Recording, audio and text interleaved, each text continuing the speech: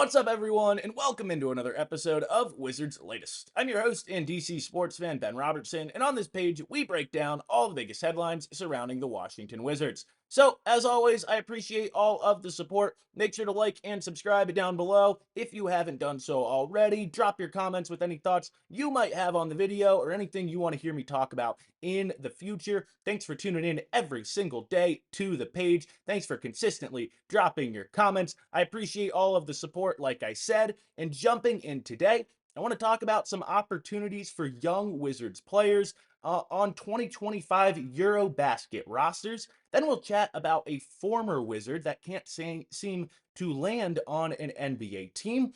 Do the Wizards have their head coach of the future? I've seen you guys discussing Bryant Keefe a lot down in the comment section. Why I think we'll know more about that after this next year, why that's part of the evaluation process for this front office. Again, let's roll here today. I appreciate the support, you guys.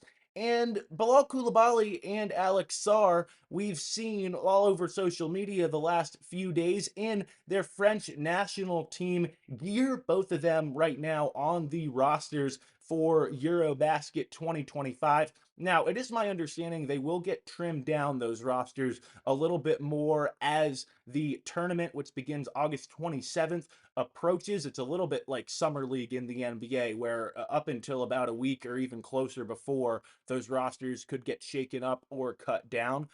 Three players right now, though, on the preliminary rosters for the EuroBasket tournament. We chatted about Tristan Vucevic on Team Serbia's roster right now yesterday. Go check that video out if you haven't done so already. Not sure how much Vucevic is going to play there, but think it'll be a great opportunity to get some experience for himself, learn from a guy like Nikola Jokic, other NBA players on that Serbia roster, and really same thoughts I think apply to Sarr and Koulibaly with Team France. It'll be the first really senior international consideration for Alex Sarr here this summer. Remember, Koulibaly was on that silver medal winning French team in 2024, but played a fairly limited role.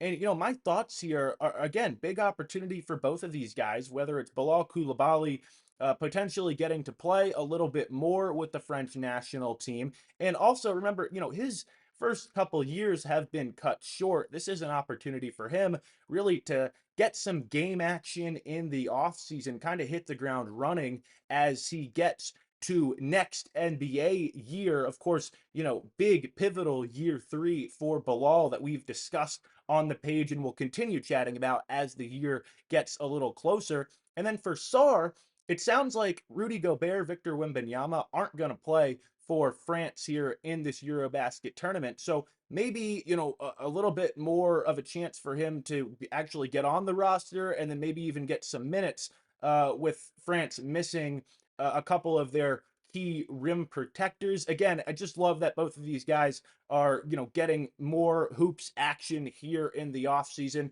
as fans love any opportunity to catch some of these young players on the court and think anytime they can get some run, that is valuable action. So, next, I want to chat about Thomas Bryant. Reportedly heading to Greece, signing with one of the top teams there. Something that for the Indiana product that spent 4 years in DC earlier in his career is honestly a little bit surprising. Still just 27 years old. Actually, I believe turns 28 this week. A player that I saw chatted about a little bit in the comment section. You guys were still a little bit surprised that he hadn't been picked up by an NBA team, and maybe were even a couple of you interested in bringing him back here to DC. While he wasn't expected to return to Indiana, sort of lost some of his minutes and had a bit of a diminished role down the stretch of the season. I don't think it was really widely expected that he would completely be out of the NBA. And I do think it'll be interesting to see, is that a pit stop for him? Is that a place where, he can go and ball out and get back into the NBA? Or if that's maybe more of a long term route. But again, some surprise there about Thomas Bryant, the former Wizard, coming out here this week.